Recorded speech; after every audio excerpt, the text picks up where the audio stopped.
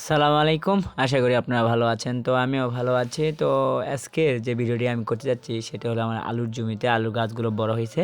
তো সেই আপনাদের তো এখানে নালাপইতে চাষ করা হয়। তাই আমরা এই ড্রেনগুলো একটু আলুর ড্রেনগুলো খাঁচে মানে আলুর উপরটায় দিতে হবে। আর এই যে আমার ঘাস তো ঘাসগুলো ভালোই হয়েছে।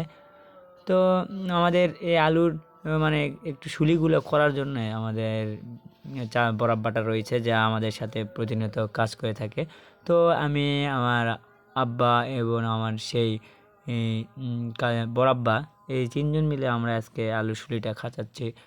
তো আলু আমাদের এখানে আমরা যে আলু লাগাচ্ছি সেটা হলো শাটি লাল বা শাটি লাল আলু। তো সেটা আমাদের এখানে যেহেতু আমাদের এই বিনপুরে মাধবপুর থানায় এখানে পুজো মানে ধানগুলো ভালো হয়, তাই মাটিগুলো খুব ঢাল এলাকা, মানে ঢালু, তাই এখানে আলু অত ভালো হয় না, তো খাওয়ার জন্য একটু ভালো হয়। তো আর আরে আমরা যে জমিতে আমি ঘাস লাগাই সেটা আমার একটা বড় মানে পরিসরে ঘাস লাগানোর খুব চিন্তা রয়েছে। তো আমার জন্য সবাই দোয়া করবেন যেন আমি সেই মানে উদ্যোগটা নিতে পারি এবং আমি সেই লক্ষ্যে পৌঁছাতে পারি।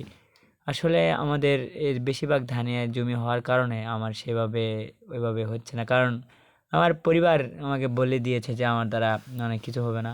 তাই আমি চেষ্টা করতেছি যে নিজের কাজ নিজের সাফল্যকে নিজের লক্ষ্যকে নিয়ে যাব চেষ্টা করে।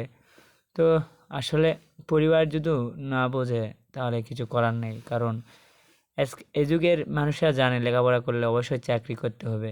তো আমি সেদিক দিয়ে না গিয়ে আমি বিপদ দিকে ধরেছি। অনেকে বলে লেখাপড়া করলেই নাকি চাকরি, আমি চাকরি না করে আমি কাঁদো ঘাঁটতে চাই।